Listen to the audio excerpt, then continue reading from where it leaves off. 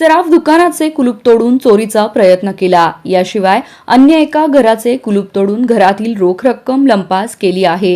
ही घटना 28 डिसेंबर 2024 रोजी सकाळी 10 वाजता उघडकीस आली. या प्रकरणी परेगाबाई पंडित पाटोळे वय 55 राहणार इंदिरानगर मंद्रुप तालुका दक्षिण सोलापूर यांनी दिलेल्या फिर्यादीनुसार अज्ञात चोरट्याविरोधात भारतीय न्याय संहिता BNS 331-4 305-62 नुसार मंद्रुप पोलीस ठाण्यात गुन्हा दाखल करण्यात आला आहे.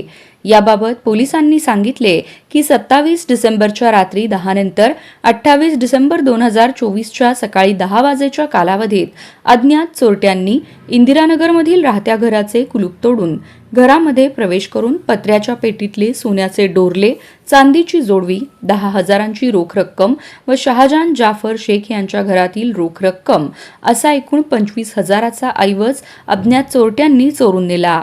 याशिवाय गावातील मंजुनाथ अंबण्णा धर्माधिकारी यांचे गौरी ज्वेलर्स नावाचे दुकानाचे कुलूप तोडून चोरीचा प्रयत्न झाल्याचेही फिर्यादीत म्हटले आहे. या घटनेची नोंद मंद्रुप पोलीस ठाण्यात झाली असून पुढील तपास पोलीस हेड कॉन्स्टेबल गुरव हे करीत आहेत.